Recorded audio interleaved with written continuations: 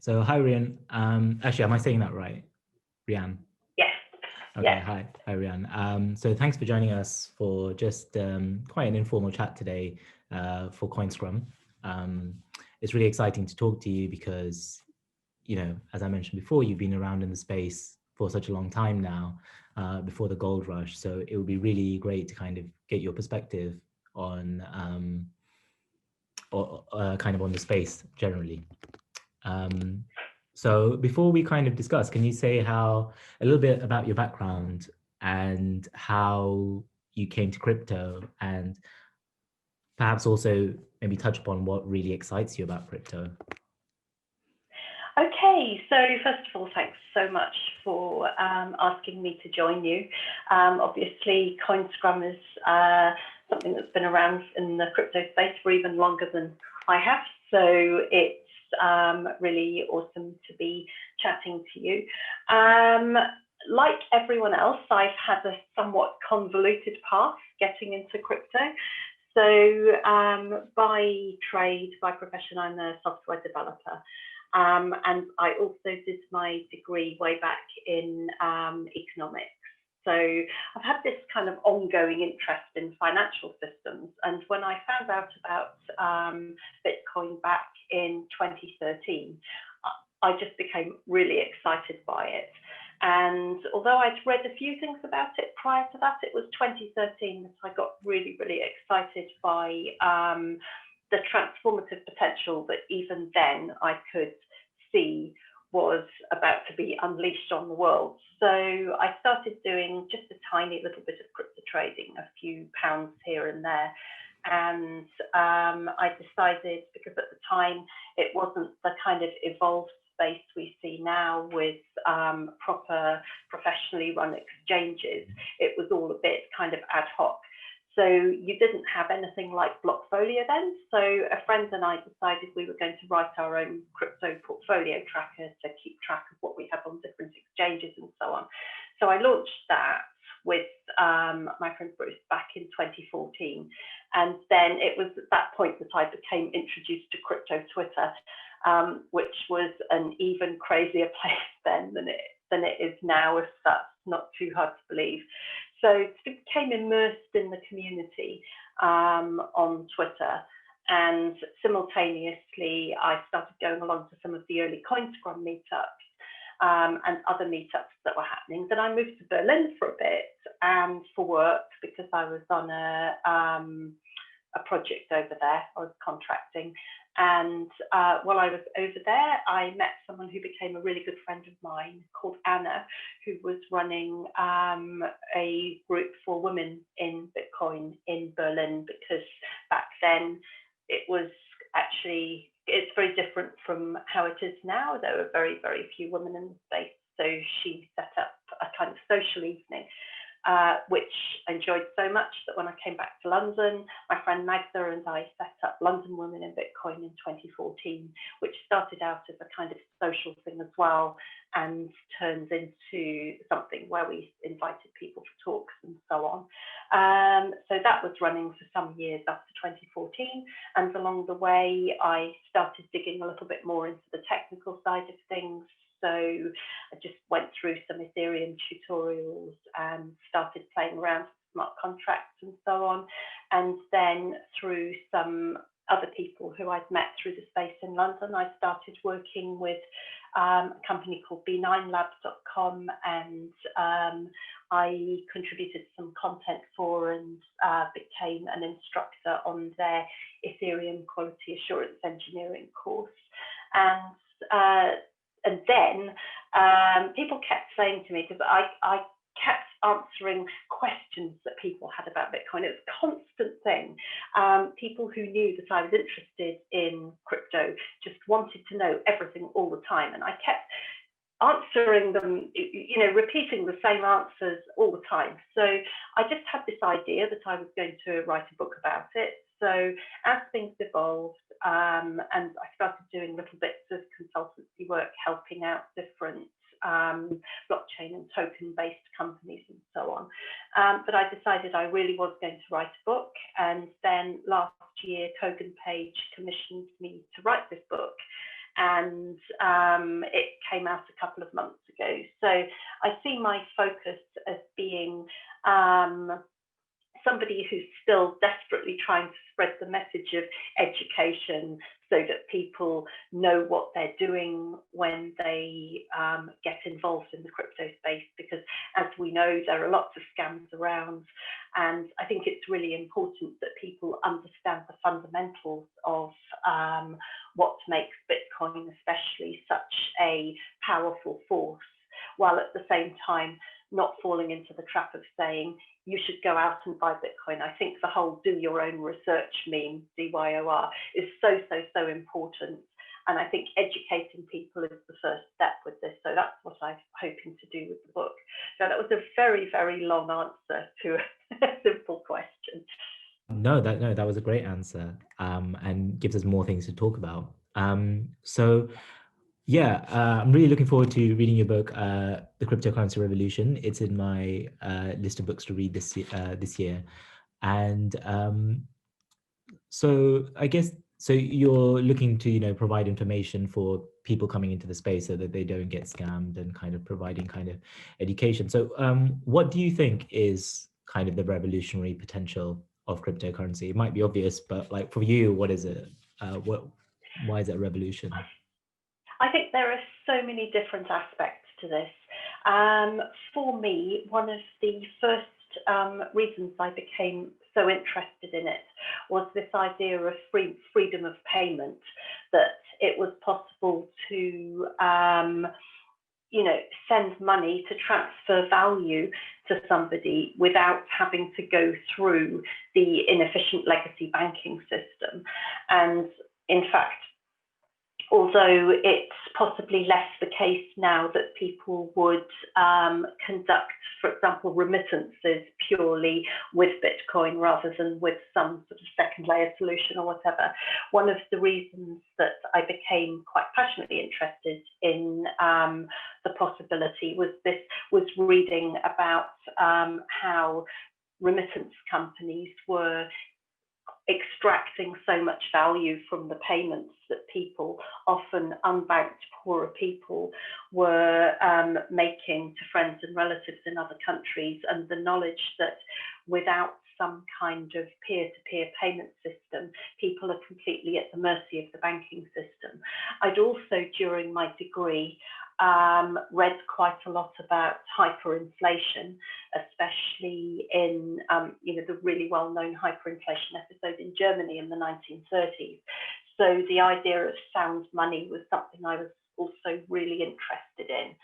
And obviously, since then, all the above still holds true. And I think we can see, more importantly than ever, we've seen a lot of money printing. We've seen a lot of repressive activity in countries, say like Belarus or Hong Kong, where protesters have had their bank accounts closed by governments. So freedom of payment is still really important. But also now, if you look at the even more exciting developments that are happening in the space, particularly around DeFi, where somebody can be sitting in their bedroom, come up with an idea for an amazing financial product and just decide to launch it without having to, be one of the select few who are deemed to be highly financially literate. This whole thing of accredited investors and so on, I think is a really unhealthy thing, because you're seeing this whole new wave of creativity being launched in financial markets with DeFi. I think the potential for low cost yet highly sophisticated financial products is a really interesting one. But fundamentally, the one thing that drew me to the space, and the one thing I really believe in, is this idea of freedom of payment without highly extractive intermediaries, and the idea that we shouldn't just rely on governments to tell us how much money is worth, and we should be able to make our own judgments about that. That's so interesting, Rhian, and so many kind of questions came to mind when you were kind of talking. So, as as an anthropologist kind of working in the space, I've been thinking about, just the technology kind of, going, especially as more people are coming into the space now, kind of, institutional kind of players as well, kind of coming into the space, just kind of going back to the original kind of OG vision and kind of thinking about, crypto came with so much sense of possibility, low remittance payment and kind of transferring to kind of new places.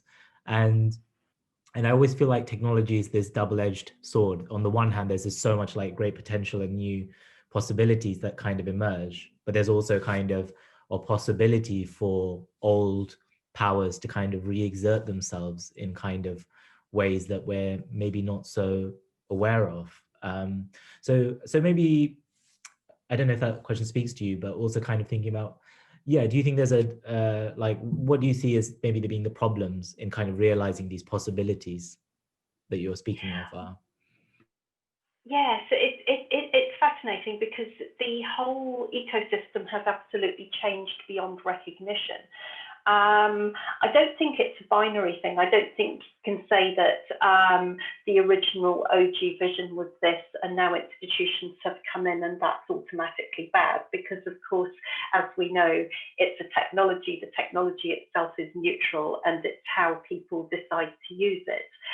For me, I think far more of a threat than institutions choosing to hold Bitcoin, which I think is an interesting and, from their point, a very sensible development.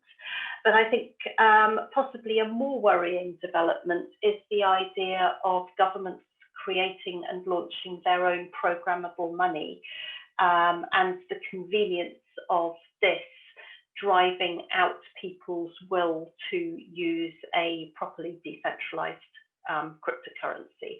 So, for example, we see obviously China has launched in several cities its DCEP currency, which means it's effectively, I'm sure as anyone watching Coinscrum is going to know, but it's removing the idea of retail banks from the equation so that citizens can transact directly with the central bank and can have central bank issued digital money in a very convenient wallet and so on.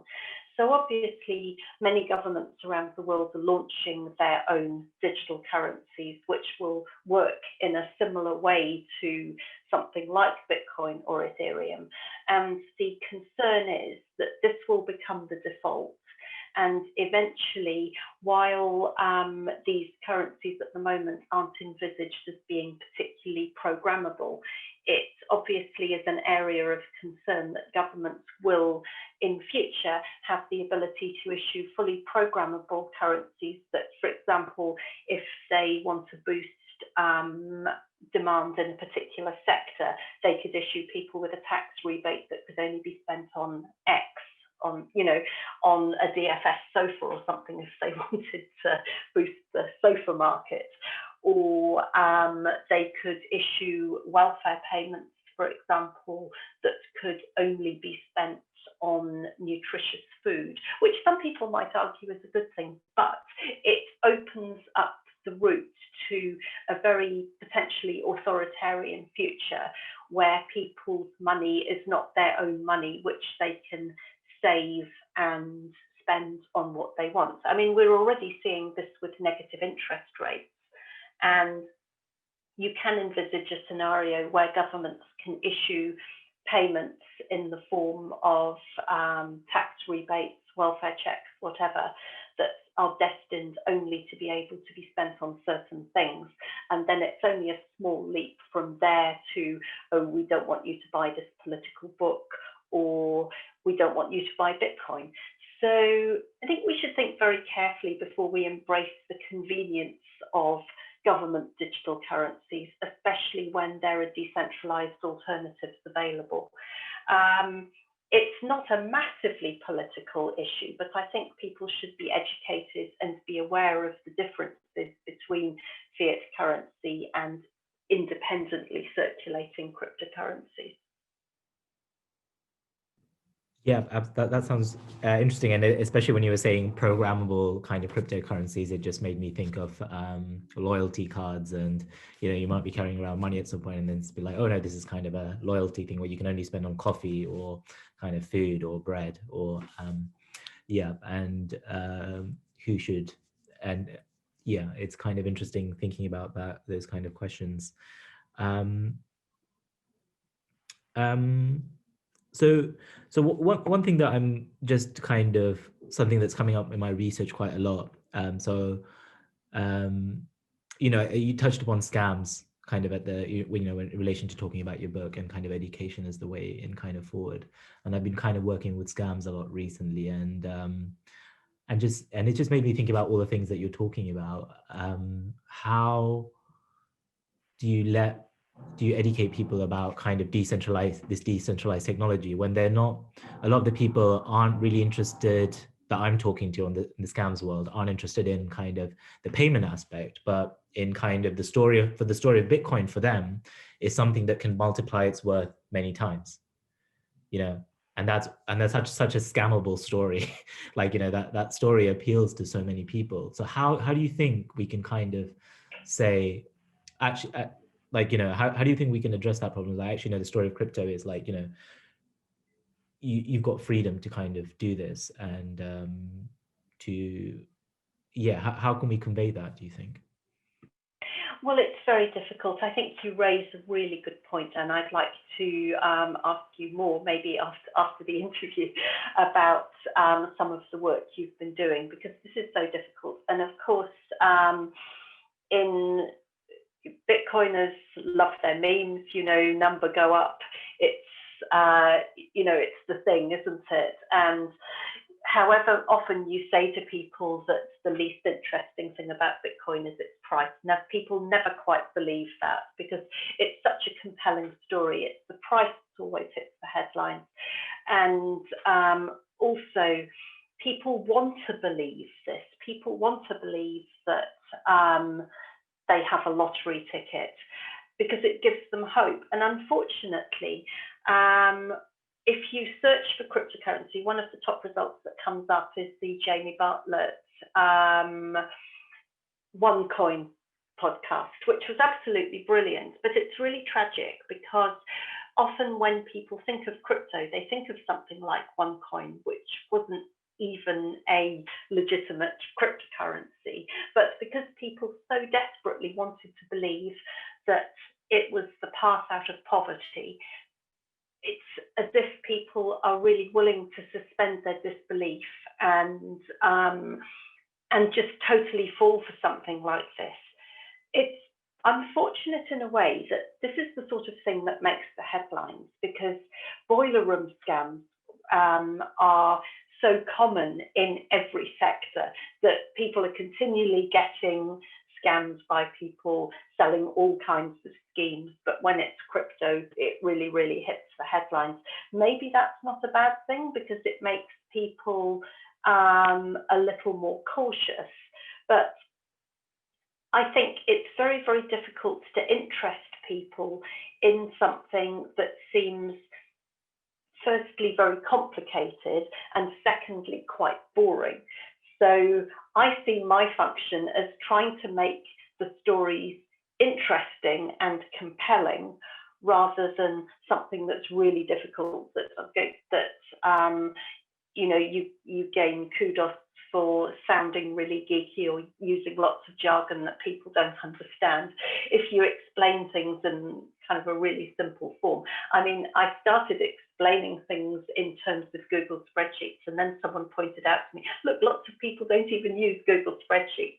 So then you have to go right back to basics. So in the book, I just start out talking about the history of money, why we use money, where did money come from? Because you find that in order to understand what cryptocurrencies are and how to even start with, trust and verification and so on, people actually need to think about what money is. And a surprising number of people still think that fiat currency is still backed by gold. It's extraordinary the number of people who still believe this. So that was a bit of a tangent. As for an easy answer about how you get people interested to the point where they're not scammed, it's a really difficult question, because when I was running my meetup, I'd say a good 20 to 30% of the people who showed up were just, oh, we've heard about it, how do we buy it? You know, when is the price going to go up? That kind of thing. It's very, very difficult, because you want to give people a sense that this is a really revolutionary technology. And even if you personally feel that it's a good hedge against inflation, you can't actually say to somebody, look, go out and do this. I think there's a real balance between being evangelical and saying, yes, go and buy this. And I personally think that this could be a good thing to do, but please do your own research.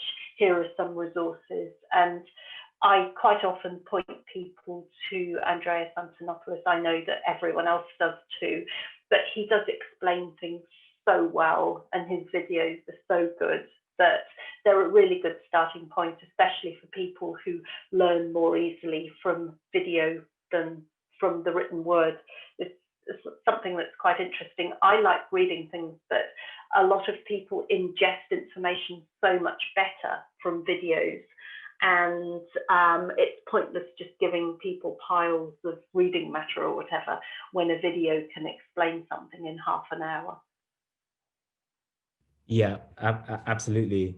And I think kind of, yeah, education is kind of, and I think you kind of hit the nail on the head. It is kind of like a balance to strike between kind of, yeah, evangelizing maybe, and also kind of forewarning people about, like, you know, how do we effectively do that in a kind of decentralized environment? Kind of, you know, when the FCA kind of, I think they kind of warned people of, like, you know, the Bitcoin price going up, but not of OneCoin as a scam. Like, you know, how do we kind of warn these kind of things? And also scams become kind of, you know, a thing that people in kind of centralized institutions also say, oh, this is why you shouldn't get, you know, get crypto, but also finance from other people's perspective is a scam, maybe. Like, you know, it's also like, it gets confusing. I think like the word forward appears 3 times in like the Bitcoin Satoshi paper. So it's kind of, you know, it's the thing that's strangely the heart of it all. Well, for me anyway. And yeah, and it must be totally infuriating for someone like you that's so kind of like, you know, committed to kind of, yeah, kind of the crypto vision as well.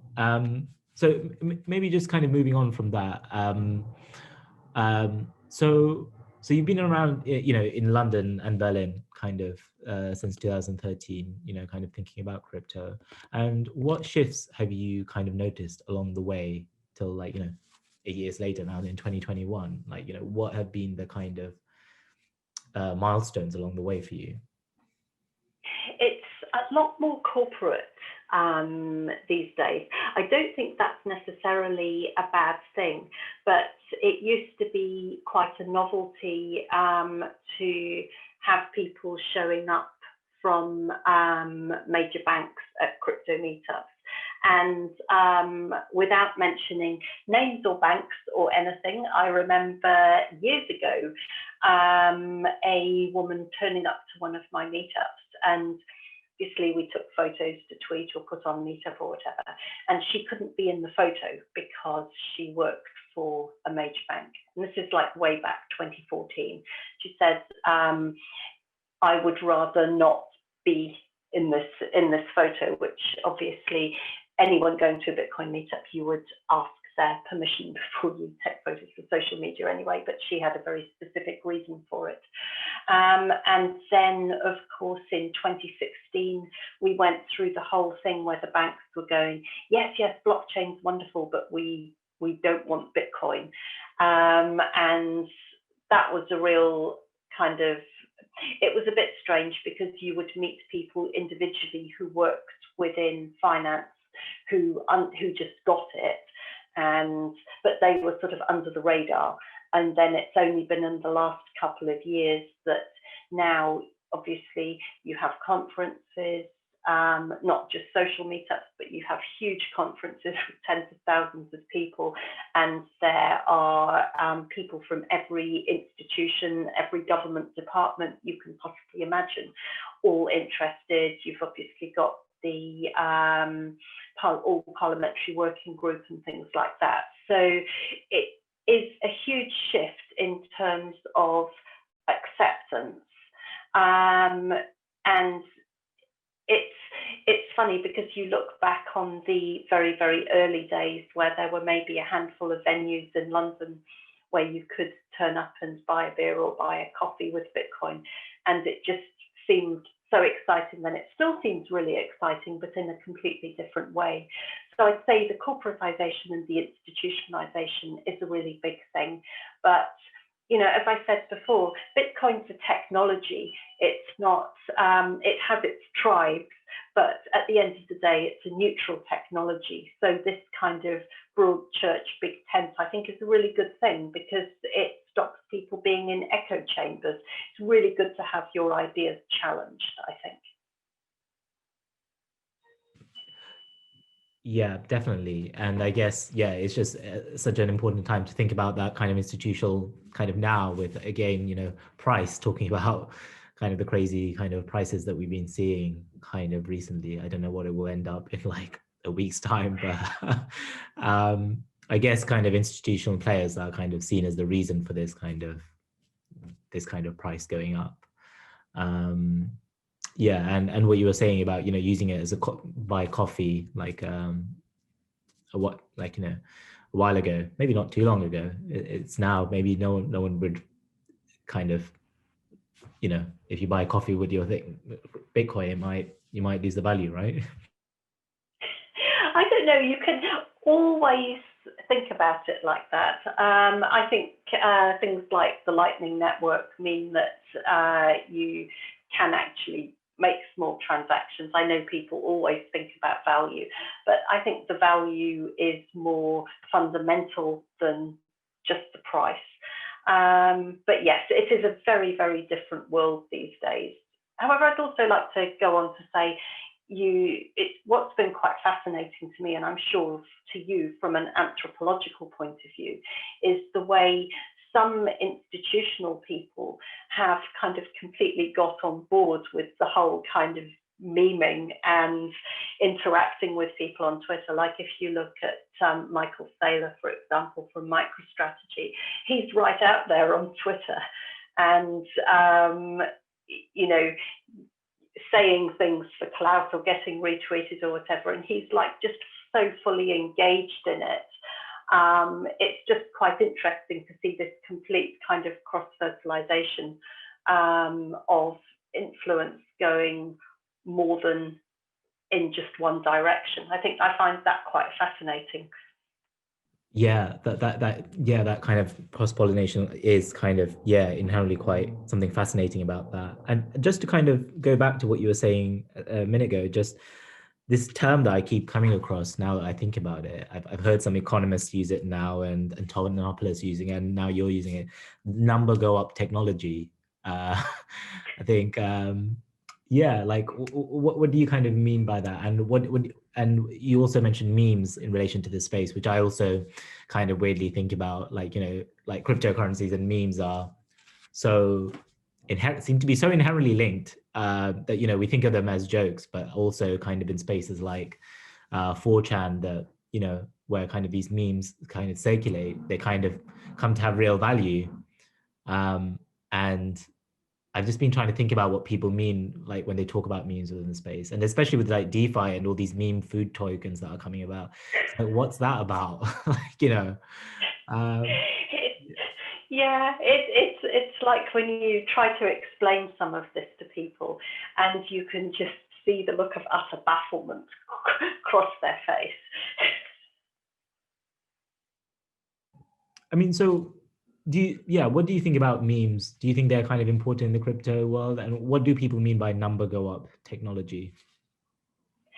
I think memes are something that are increasingly important in lots of areas of life.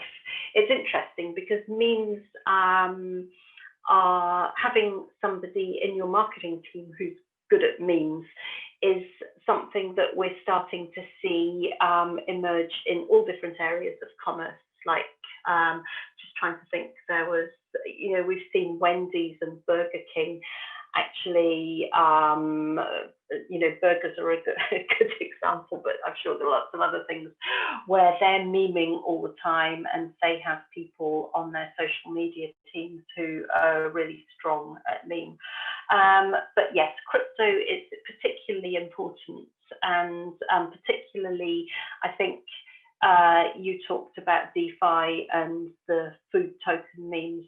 That really is something that the whole ICO boom of 2017, I think that was when we really started seeing the power of memes, and people were hiring people for their token launch teams who were really good at memes and so on. It just, it's the most effective viral marketing way of getting your message out there without having to pay a fortune for advertising. And also because cryptocurrency culture is so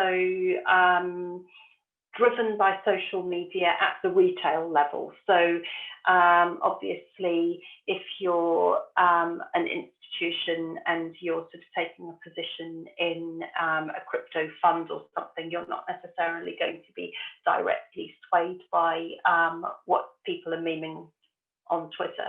But some of the people who are really, really popular in the space have like hundreds of thousands of followers, and they only have to retweet some good meme and just everybody follows it. And I think with the whole DeFi thing, leaving aside number go up, which someone started as a joke, but now it's being quoted as, like you say, as if it's a thing, number go up technology. But with the food tokens, we're seeing that was extraordinary. Last year, from a economic anthropological point of view, seeing things like the value of tokens that had just been deployed randomly by somebody who wasn't even a developer who created the repo, and all of a sudden you see the value of the token going up multiple times, and the names, obviously the crazy names. It's like, how do you even begin to explain that to somebody, even somebody financially literate working in the traditional finance sector? I found it hugely amusing, and going back, this intersection of large amounts of money being at stake, but something slightly cartoonish and ridiculous and memeish about the whole thing.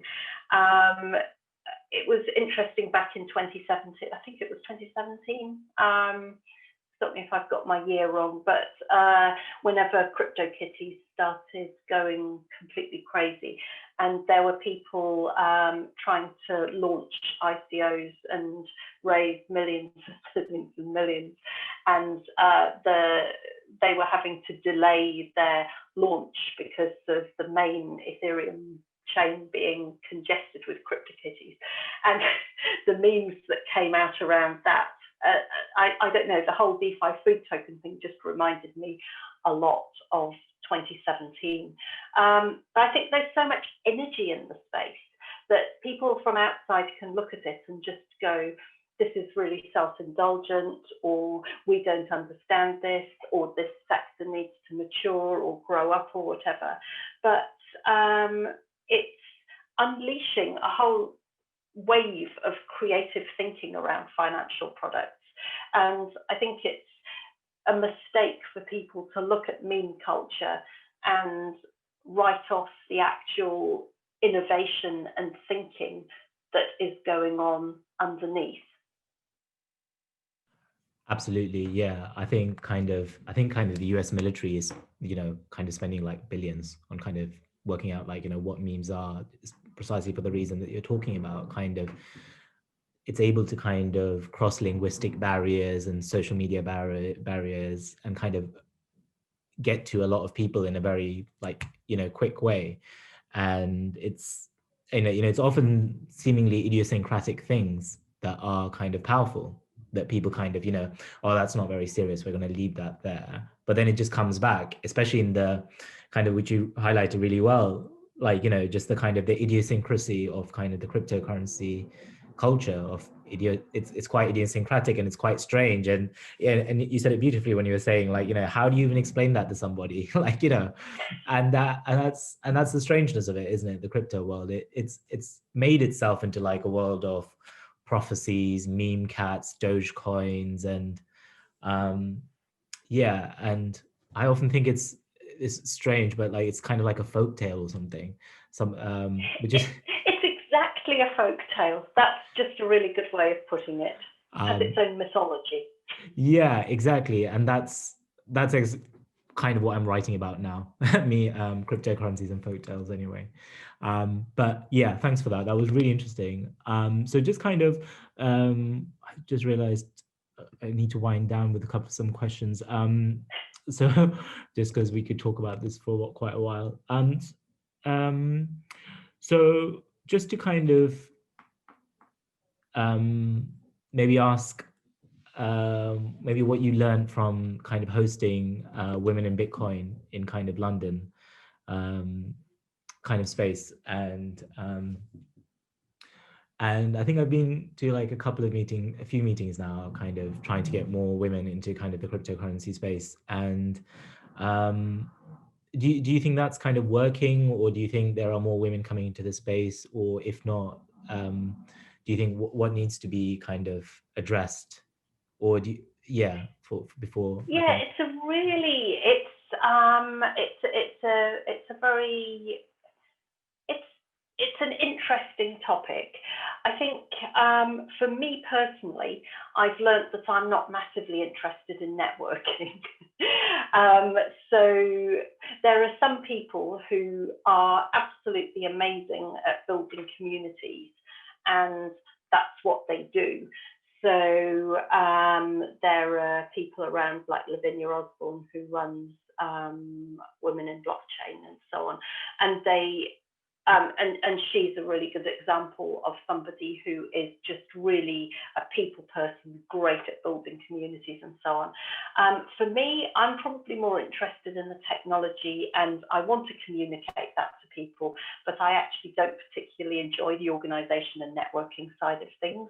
So that's why once in-person meetups became not possible anymore, I decided that I, just made a joint decision with a couple of the other women who'd worked on the meetup with me over years that we were going to shut it down, because the effort of trying to find interesting speakers and community builds was actually taking me away from the stuff that I really enjoy doing. So from a personal point of view, I think I'm more interested in communicating to people via, I don't know, talking to people on an individual level, book, medium, writing code, things like that.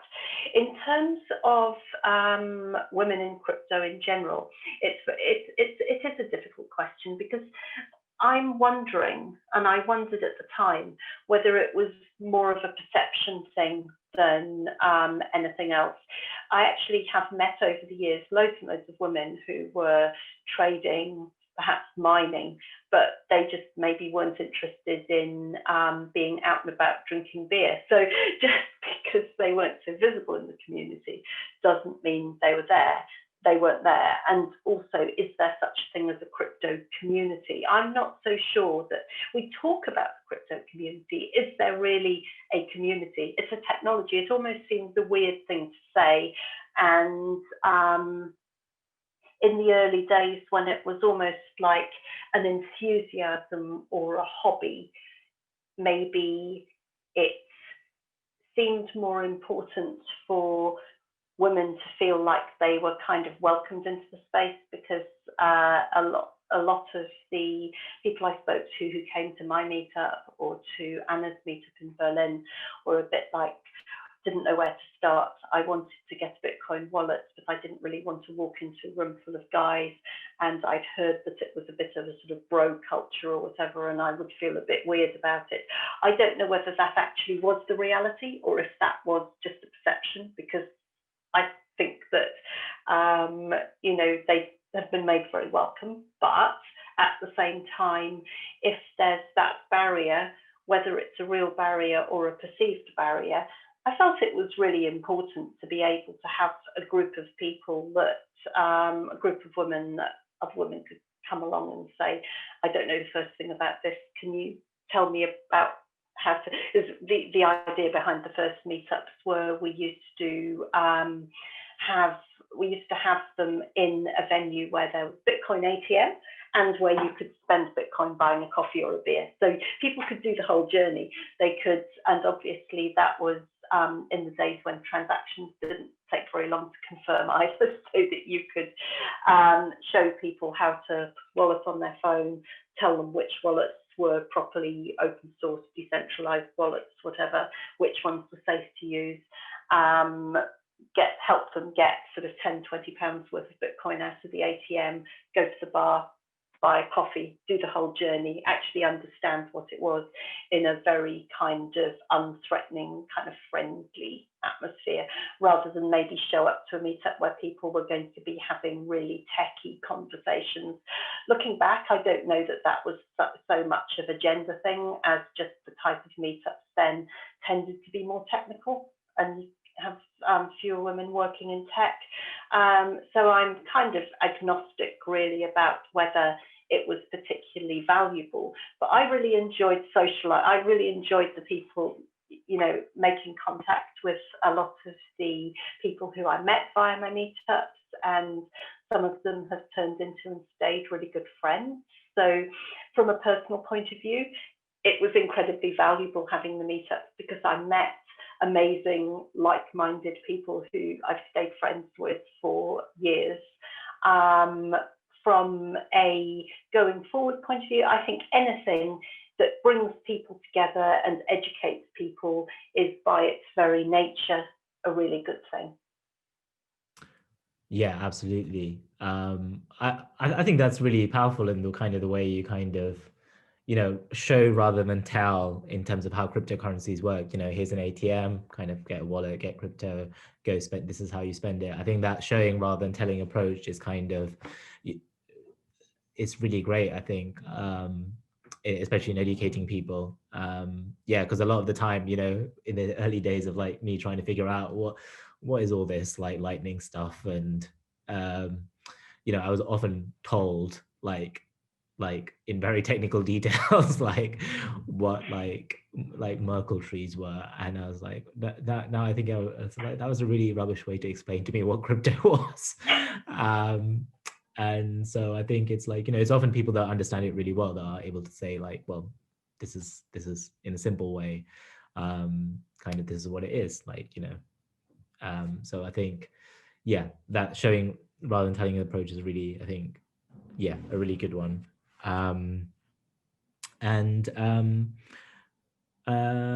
last couple of questions, and also I was really interested in kind of the question about is there a crypto community, which I always think about, because community is the word that I often hear the most within the space. Yeah, maybe, do you think there's a crypto community?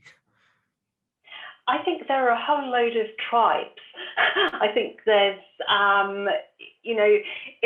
it is a very tribal ecosystem. I think people want to think it's a community, but the reality is that it's a technology, it's a financial market. There are people who are drawn to this and form their own communities, whether that's on social media or in real life. But I think probably, as with lots of other things, it's something that you can apply to just every area of human endeavor that attracts people, especially very enthusiastic people, to itself. People tend to form communities around it. Yeah, I do talk about the crypto community, even though I don't really think that there is one overarching kind of community. Maybe the word ecosystem with communities within it is more relevant, but I guess that's probably more of a question for you. Yeah, yeah, it's a difficult question, isn't it? I'm still thinking about that one. Maybe we can talk about it later after this recording. So the other one I just wanted to find out again from someone who's been in this space for a while. What's really exciting you at the moment, do you think, in the crypto space? What are you finding quite exciting?